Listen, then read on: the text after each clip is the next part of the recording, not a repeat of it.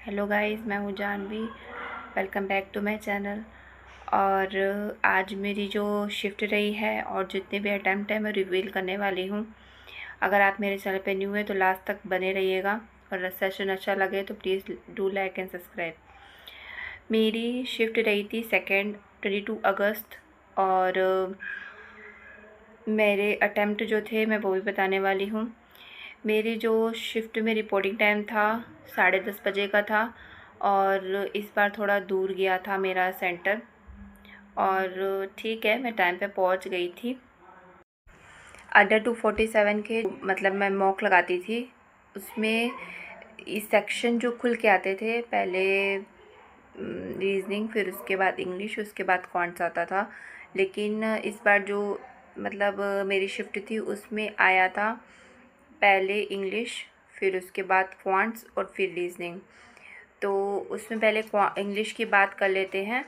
English में मेरे जो क्वेश्चन थे वो मतलब ठीक थे, लेकिन थोड़े मॉडरेट लेवल के बीच में आए थे। आर्ट्स ही मैंने लास्ट में उठाया था सारे जो मैं ऐसे ही मॉक कर देती हूँ कि मैं जो पहले आ रहे होते हैं पहले वो क्वेश्चन कर लेती हूँ, उसके बाद मैं लास्ट में आर्ट्स ही उठाती हूँ, उसको मैं 10 मिनट देती हूँ लास्ट में। लेकिन आरसी भी थोड़ी मॉडरेट लेवल की थी, पढ़ने में भी टाइम लगा और मेरे पास ओनली 4 मिनट्स बचे थे उसके क्वेश्चन करने के लिए। और लास्ट में जब मैं क्वेश्चन उसके टिक कर रही थी तो मेरे को नहीं पता उसमें कितने हो पाए, मतलब आरसी के क्वेश्चन, और टाइम मेरा ओवर हो गया था और वो सेक्शन हट गया था।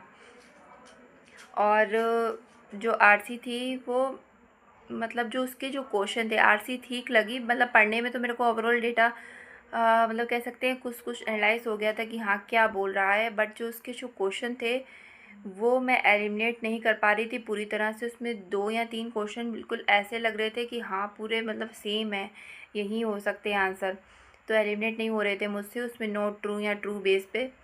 ठीक है, और उसके बाद उसमें मेरे अटेम्प्ट ओनली हुए हैं 17। ओके। और इंग्लिश में ये भी था कि जो वोकैब पूछी गई थी काफ़ी इजी थी, आरसी में ही थी। एक था बोल्ड और दूसरा था ओमनी प्रेजेंट, मतलब यूबिक्विटस का सिनोनिम पूछा था, ओमनी प्रेजेंट, जो कि मेरे को अच्छे से याद था। बोल्ड के सिनोनिम भी पूछा था और एंटोनिम में पूछा था, दोनों मैंने कर लिया था। और एक तीसरा वोकैब आया था अबंडन का, जिसका लीव सिनोनिम होता है, वो उसमें मैंने टिक कर दिया था। ओके। और जो उसमें इंटरचेंज के क्वेश्चन थे और इंटरचेंज के सब मैंने कर लिए थे। फिलर मैंने आई थिंक 1 या 2 ही करे हैं। एरर डिटेक्शन के क्वेश्चन ऐसे नहीं थे कि डायरेक्टली पांचों ऑप्शन में 5 सेंटेंस दिए थे और पांचों सेंटेंस में एलिमिनेट करके किसी में पूछा था कि आप इनकरेक्ट बताइए, किसी में पूछा था करेक्ट बताइए। तो वो मेरे में एक ही मैंने उसको अटेम्प्ट किया था क्योंकि मैं उसमें कंफर्म नहीं थी और पढ़ने में भी टाइम लग रहा था। तो इसकी जगह मैंने बाकी क्वेश्चन उठाया और वो सॉल्व किया। और इसमें एक पैराजम्बल का भी क्वेश्चन था। पैराजम्बल में मैंने सिर्फ फर्स्ट और सेकंड वाला टिक करा है क्योंकि जो पूरा पैराजम्बल जो मेरा बन के आ रहा था उसके अकॉर्डिंगली इसमें ऑप्शन भी नहीं था मुझे। फिर जो मुझे 100% श्योर मैं जिसमें लग रही थी फर्स्ट सेंटेंस मैं पहचान लेती हूँ। जो मैं पैराजम्बल का जो फर्स्ट वाला जो होता है वो पहचान लेती हूँ, तो फर्स्ट वाला और सेकंड वाला मेरे को करेक्ट लग रहा था तो वो मैंने लगा दिया और बाकी मैंने छोड़ दिया था उसमें। ठीक है, तो ये मैंने इंग्लिश में इस तरह से मतलब कि उसको अटेम्प्ट किया और मेरे ओनली 17 ही हो पाए थे। बस मुझे ये लग रहा था कि मेरे से ये ना हो कि मतलब गलत अटेम्प्ट हो जाए और माइनस मार्किंग नंबर चला जाए, तो मुझे जो उसमें लग रहा था वो मैंने उसको अटेम्प्ट करा। ठीक है, इंग्लिश में मुझे थोड़ा सा भी गिल्ट नहीं है कि मेरे से ज़्यादा क्वेश्चन नहीं हो पाए क्योंकि इंग्लिश थोड़ी मेरी वीक भी है और मुझे माइनस मार्किंग नहीं चाहिए थी। ठीक है, तो उसके बाद उसमें खुला था क्वांट्स। ठीक है, तो क्वांट्स की बात कर लेते हैं। क्वांट्स में भी इस बार मॉडरेट लेवल के क्वेश्चन थे। इस बार क्या हुआ कि पहले मेरे जो सेक्शन खुला था क्वांट्स वाला उसमें पहले सिंप्लीफिकेशन जो क्वेश्चन खुले थे, उसके बाद नंबर सीरीज़ के। तो जो सिंप्लीफिकेशन के 4 क्वेश्चन करने के बाद जो 5वां क्वेश्चन था वो मेरे से आंसर नहीं आ रहा था। पता नहीं उस समय क्या माइंड में था कि उसमें आंसर मेरे से आ ही नहीं रहा था, तो वो मेरे से सॉल्व नहीं हो रहा था। वो 5वां वाला मैंने छोड़ दिया। मैंने सोचा कि बाद में उसको अटेम्प्ट करूँगी। हो सकता है कि उस टाइम मतलब समझ ना आ रहा हो क्योंकि मेरे साथ ऐसे बहुत बार मॉक में भी हुआ है। तो मैंने उसको छोड़ दिया। उसके बाद मैंने नंबर सीरीज़ के सारे क्वेश्चन बना लिए थे। 5 क्वेश्चन नंबर सीरीज़ के थे और इधर 5 इधर 9 इधर ही कर लिए थे। उसके बाद मैंने सीधा 2-3 क्वेश्चन उसके करे थे अर्थमेटिक के, और लास्ट में मुझे याद है कि मैंने एक डीआई उठाई थी। डीआई काफ़ी इजी थी जो मैंने उठाई थी। क्वांट्स में 3 तरह की डीआई आई थी, एक लीनियर बेस थी और एक था उसमें केसलेट डीआई, और थर्ड थी उसमें मतलब आपको निकालना था, डेटा मेंशन था, बस एवरेज दिया हुआ था, उसको एनालाइज करके निकालना था। तो वो मैंने बिल्कुल हाथ नहीं लगाई थी, सिर्फ मैंने करी थी केसलेट डीआई। बहुत ईजी तरह से बन गई थी मेरे से। x=60 आ गया था। पहले तो मैं डर रही थी कि मेरे से बन नहीं रही है, ऐसा ना बहुत लेंदी जा रहा है, टाइम ना वेस्ट कर रही हूँ मैं, हो छोड़ दूँ क्या। बट थोड़ा सा रफली मैंने किया, ये आंसर आ रहा है, हाँ इसके बेसिस पे क्या मेरे आंसर बन रहे, हाँ बन गए थे, तो मैंने उसको अटैम्प्ट कर लिए थे। ओके। और एक लीनियर बेस जो थी उसके क्वेश्चन मैंने क्या हुआ था कि उसमें मेंशन था कि 20% उसमें एसपी के मुताबिक बेचा गया है, मतलब 20% एसपी उसमें दिए हुए हैं कि सेल प्राइसिंग के 20% इसमें बेचे गए हैं। तो मैंने वो लास्ट में पढ़ा था और बाकी के मैंने क्वेश्चन कर लिए थे। आई थिंक 3 या 4 जो क्वेश्चन कर रहे थे उसमें मुझे नहीं पता कितने आए थे, मैं एनालाइज नहीं कर पाई, तो मैंने वो कर लिए थे। और लास्ट का जब मेरे से क्वेश्चन नहीं बन रहा था तो मैंने उसको थोड़ा रीचेक करा, क्योंकि मैं जल्दी जल्दी क्वेश्चन कर रही थी, मुझे ये नहीं चाहिए था कि मैं थोड़ा सा भी टाइम वेस्ट करूँ। तो मैंने पहले क्वेश्चन कर लिया, उसके बाद मैंने देखा कि उसमें ये दिया हुआ है कि 20% का डेटा दिया हुआ है। तो एक क्वेश्चन का आंसर जो नहीं आ रहा था उसको मैंने लगा के कर लिया, बट मैं सोच रही थी और मुझे लगता भी है कि हो सकता है कि वो क्वेश्चन जो मैंने पहले अटैम्प्ट कर लिए वो गलत हो गए हों, क्योंकि मतलब उसमें जो 20% का डेटा दिया था ओवरऑल क्या पता पूछा हो, मुझे कुछ आइडिया नहीं है, हो सकता है कि उसमें गलत हो जाए। और मेरे ज़्यादा क्वेश्चन क्वांट्स में नहीं हो पाए, मैंने एक्सपेक्ट भी नहीं किया था कि इतने कम मैं अटैम्प्ट करूँगी। सो दैट मेरे इसमें ओनली 15 ही अटैम्प्ट हो पाए हैं क्वांट्स में, और हो सकता है एलिमिनेशन भी हो जाए। ये जो मेरी लीनियर बेस पजल जो रीजन बेस्ड जो डीआई है वो जो गलत।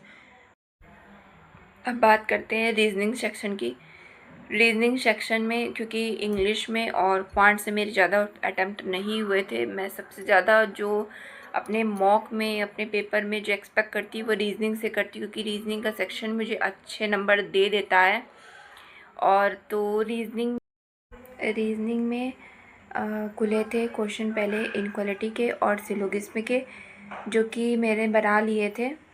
और उसके बाद मैंने पहले की पज़ल छोड़ दी थी जिसमें दिया हुआ था कि इनर और आउटसाइड पर्सन देख रहे हैं, और मैंने ये एनालाइज नहीं कि कितने पर्सन थे, बट सर्कुलर बेस थी, तो मैंने छोड़ दी थी। उसके बाद मैं आगे बढ़ गई, जिसमें month end date base puzzle थी वो मैंने कर ली थी।